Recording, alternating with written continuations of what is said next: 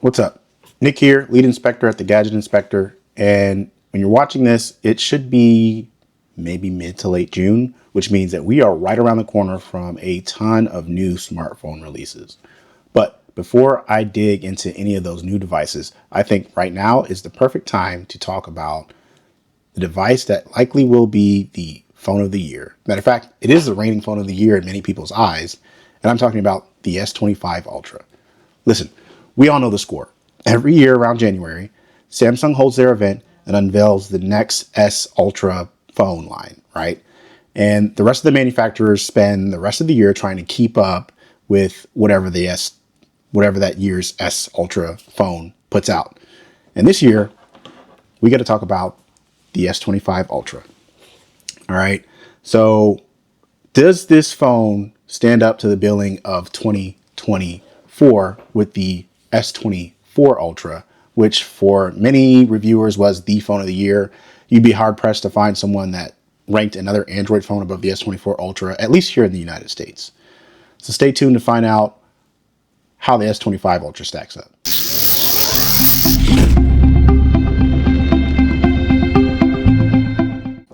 Okay, with that being said, before I really dig into the nitty gritty of this review, let me tell you what this review isn't. So I know a lot of reviews hammer the specs home pretty hard, but that's really not who I am. I think that specs are important and it does make up a good bit of what you're experiencing with the phone, but we want to go way beyond that. And I want to talk about what it's like to go day to day with this phone as a daily driver, the use cases. Do any of those extra specs actually matter in real world use? Because let me tell you, I am somebody who puts my phones to the ultimate test. I do so much and I rely on my phones for so much. I'm a pharmacist in my day job. I've got a couple kids. I'm a husband. I run a small business. I do this content creation mostly as a hobby. But I have so much going on a day-to-day basis that these phones really serve as digital assistants for me. And I use every single feature that some of these companies put in these phones. And that's the level of review that this is. So if you're looking for a basic spec comparison, this isn't it. We are going to talk about specs, but this is not going to be where I place my ranking. So with that being said, let's move on to the first section, which is, of course, the specs. Okay, so for the specs, I think Samsung can tell the story better than I can. So let's go and take a look at what they list on their website are the key spec changes for the S24 Ultra to the S25 Ultra. All right, so let's start off with the camera. We have now a new ultra wide. We're going to go from 12 to 50 megapixel. The main shooter is going to stay the same. The telephoto is going to stay the same. And the front facing selfie camera is going to stay the same. The battery is going to be the same. It's really weird. As you can see here, they list the same 5,000 milliamp hour battery, but on the S24 Ultra, they're claiming 30 hours of video playback, and the S25 Ultra, they're claiming 31 hours of video playback. I don't know how they figured that, but we'll talk about that later. One of the main changes is going to be here in the Snapdragon processor. We're getting a new processor this year. We're getting a new line of processors from Snapdragon, which is going to be the 8 Elite line up from the 8 Gen 3. Now, this is going to, I don't think they have it here, but the claims or some of the geek benches that I have seen are going to say that the new Snapdragons can get up to like a 30% performance boost, and that's going to be really important here, especially when we talk about the differences, right? It's a little lighter. It is pretty much the same size. We get a little bit bigger of a screen, right, from 6.8 to 6.9 inches. All right, so with that being said, these are the hard specs. Like you said, if you compare these, they're not that much different from one another. But let's move on to our next section, which is going to be that display. All right, S25 Ultra screen. Not a lot of changes from last year. We have the same 3120 by 1440 pixel QHD dynamic 2X AMOLED. It is going to be a little bit bigger, really by virtue of the bezels being smaller. It's going to have that same adaptive refresh rate of 1 to 120 hertz, but as impressive as those specs are, the reality is the magic in this screen is simply the human eyeball test. It is something that they don't even have listed on the site, which is the reflective coating. The reflective coating is a straight up game changer. it puts the S25 Ultra screen sheer in the class of best screen on a smartphone. If you're looking for the best display, it's here. There isn't another display like it on the market. And we expect this from Samsung, right? We know that they're going to make the greatest displays, and with most of their competitors actually buying displays from them to put in their flagship phones, it's unlikely that anyone will be able to compete in this department. If you're looking for the best display on a smartphone, look no further. And we can even demonstrate this with this little test here. I mean, look at that reflection difference for my Z Fold 6 and I have a big light here in this corner in the S25 Ultra, right? They're both set at the same brightness, and it only gets worse if I open my Z Fold 6 because there's a screen protector on it, right? On the inner screen, I don't have a screen protector on the S25 Ultra, nor do I have it on the front screen of the Z Fold 6. And it only gets worse if I were to take these phones outside in the direct sunlight. It's a complete wash. The S25 Ultra has the best screen.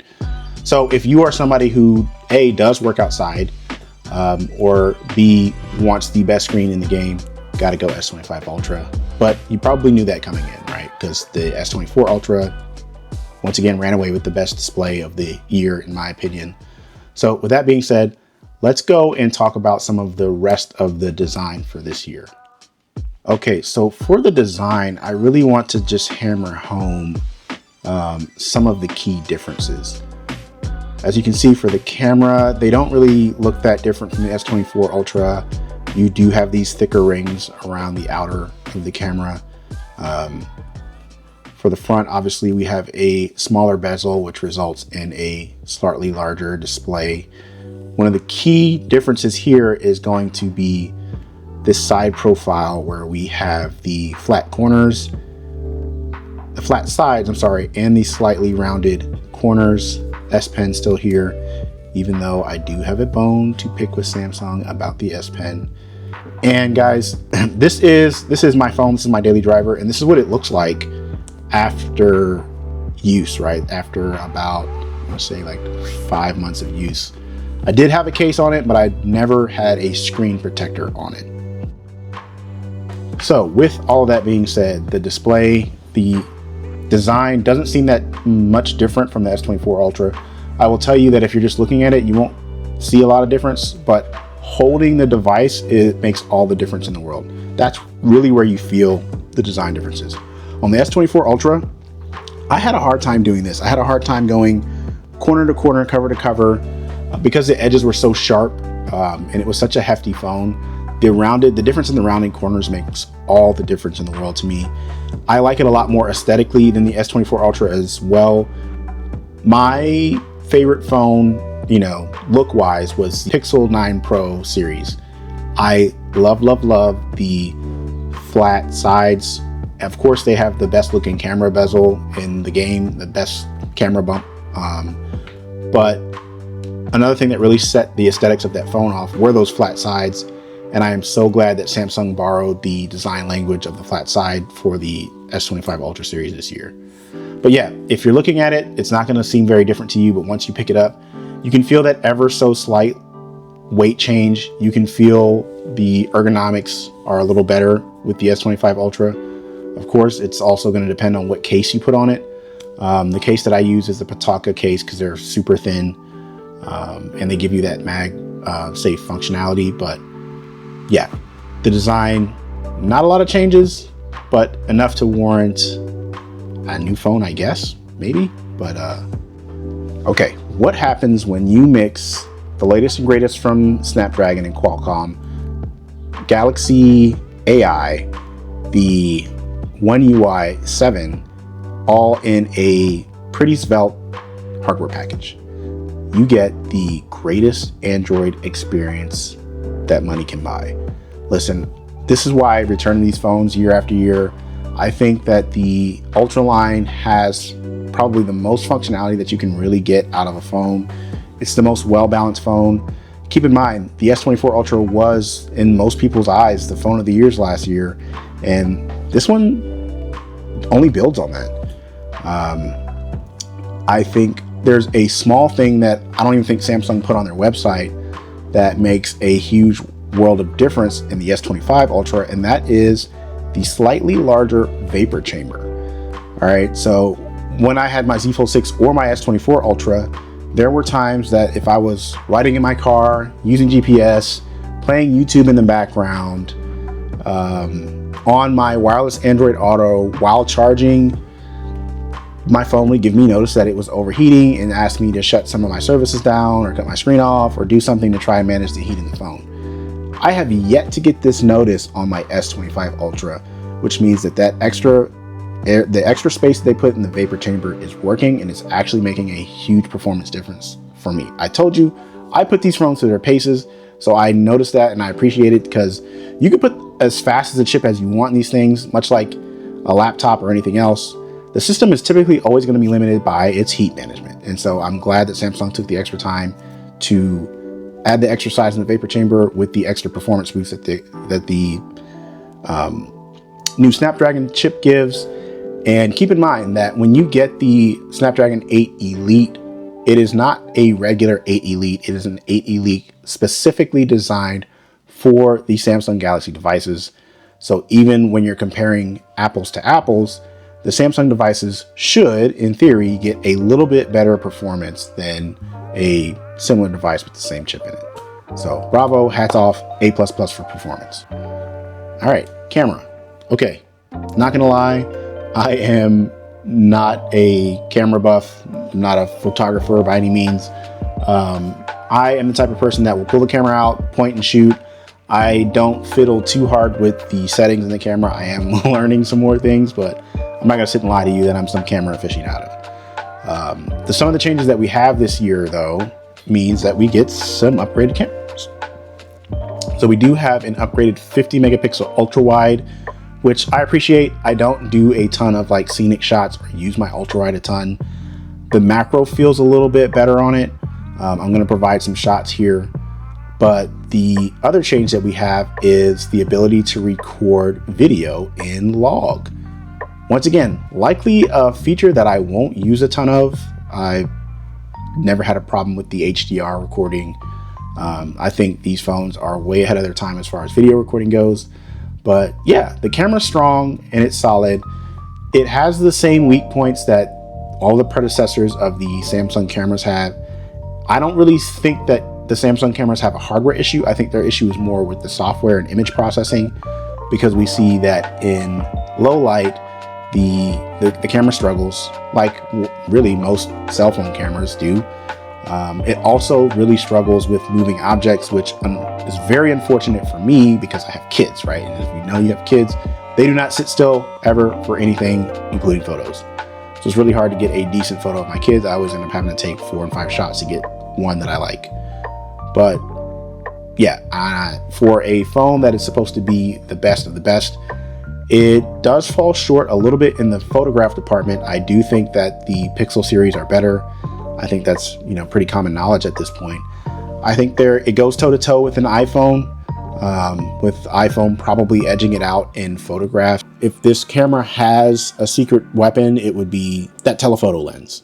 So I don't really think that there is a better zoom camera that you can get on a phone, at least here in the United States, than the Galaxy S25 Ultra. Telephoto lens is legendary. It's one of the things that people hang their hat on when buying this phone. It does give you some extra range. I'm going to post some shots here side by side with my Z Fold 6 at different zoom levels, and then show you the capability of that telephoto camera.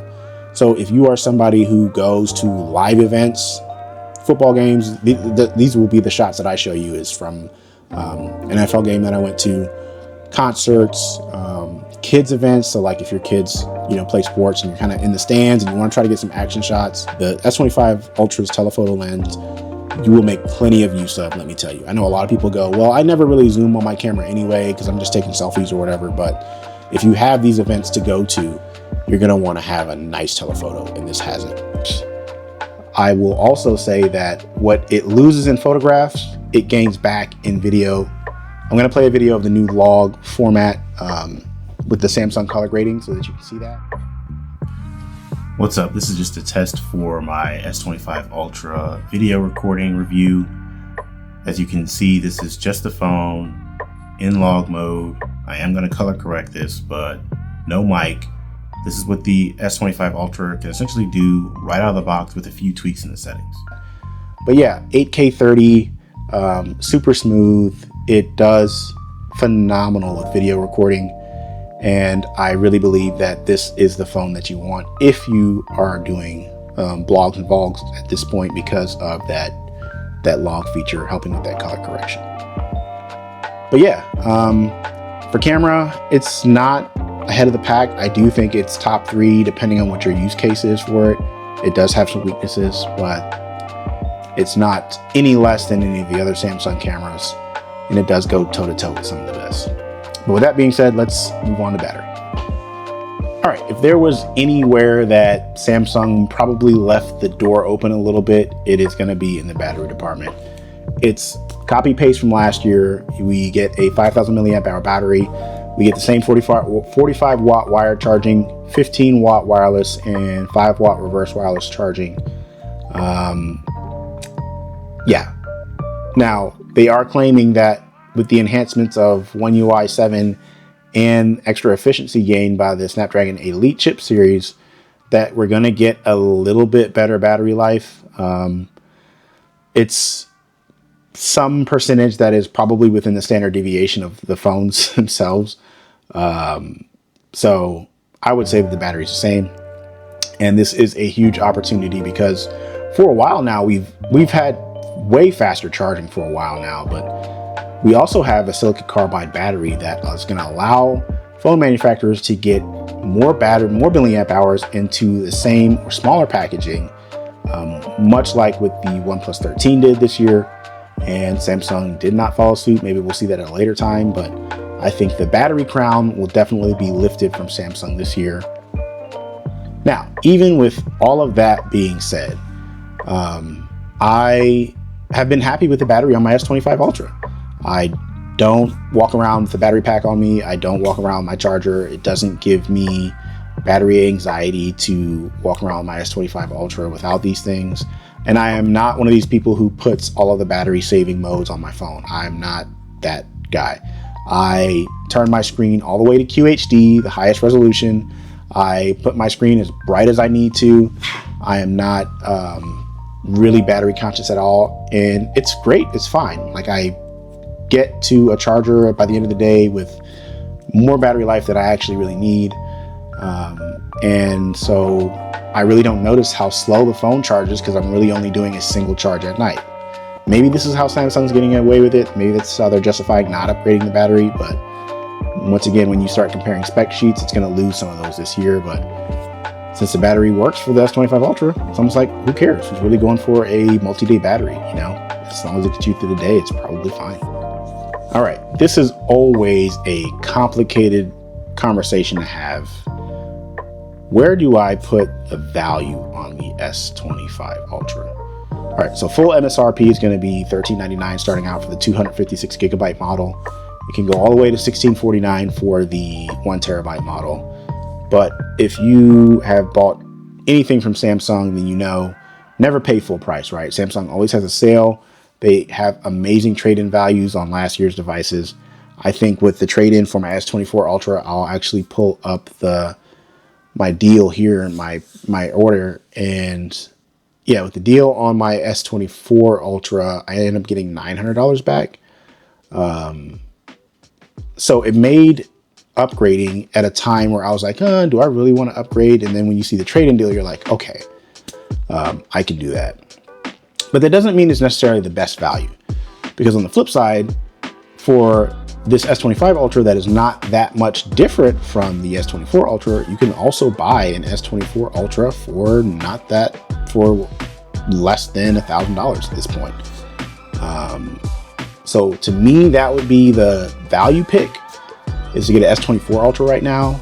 But the S25 Ultra, depending on what sale you get, what discounts you qualify for, can be worthwhile. I bought mine due to that fact, but I would tell you, the one thing I would tell you is that don't buy this phone at full price. At that point, I would say it's probably not worth it. All right, so we've kind of been through the major points on the S25 Ultra. But let's talk about some things that don't really fit neatly into any of these other categories.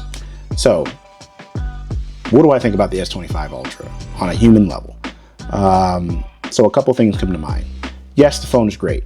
Software is great. The hardware is great. To me, as far as June is right now, this is the best Android experience that you can buy. And it comes with a couple of extra perks. One of those is going to be the entrance point to the Samsung Galaxy ecosystem. I have the full Galaxy ecosystem. I've got videos coming out about what it's like to be in that later. I have the Galaxy Watch, the Buds Pro. I've got the Book 5 Pro. I have the Ring. So I'm fully immersed in the ecosystem, and it is a good ecosystem to be in. I can go ahead and tell you that now. But the S25 Ultra is the corner piece to that ecosystem. The other thing we have is the Samsung company themselves. It is a good thing to know that this phone does come with 7 years of support. Samsung stands by that. You can also get Care Plus, which I have had dealings with Care Plus. Now I know some people may feel differently or have had some other different experiences with Care Plus, but they stand behind that policy.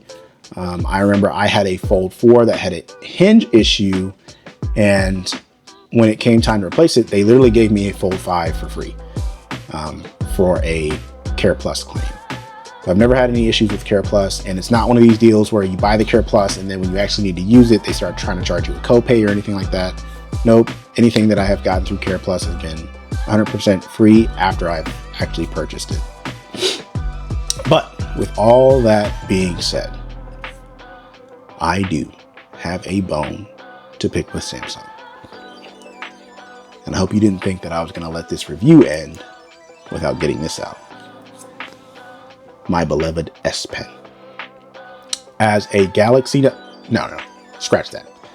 As an original Note user, the removal of the AirPen Bluetooth gestures is a crime. I am that 0.00001% of users that was actually using this. It was one of the ways that I justified telling people to buy a Samsung device for content creation, because there was nothing easier for me than be able to set up my camera and use my S Pen to stop and start my video recordings. It meant the world to me, and you took that away. The other thing is that there was nothing greater. I had a very few joys in my life greater than being out with my friends, and that moment comes where it's time to take the group photo. I pull out my Note, set it up with my stand case, pull out my S Pen, position everybody, use my S Pen to take amazing shots, get those shots sent out to everybody, and have all of the iPhone users in the group looking at their phones like, what the heck did I get ripped off or what? And Samsung, this year, you took that from us. Please, as an original Note user that was forced to rehome themselves in the Galaxy S Ultra line, bring us back our Bluetooth features. End of rant. All right, in conclusion, there's not a ton of difference between the S24 Ultra and the S25 Ultra. But on the flip side of that, the S24 Ultra was the phone of the year last year. So what did you expect from Samsung? I think this is one of the things that if you're kind of disappointed in the lack of innovation this year, you really got to look to Samsung's competitors. I mean, I'm sure when push comes to shove, Samsung will out-innovate, but there really wasn't anybody pushing them to do better. It's competing with the S24 Ultra, and it does a little bit better depending on who you ask. A little worse if you're, once again, like me, looking for those Bluetooth features. But yeah, as it stands right now, it's still the best phone that you can get on Android. We'll see what the rest of the year brings, but yeah, right now, S25 Ultra is still king. Let me know if you disagree. Like, comment, subscribe. I got more videos coming, and yeah, I'll see you in the next one. Peace out.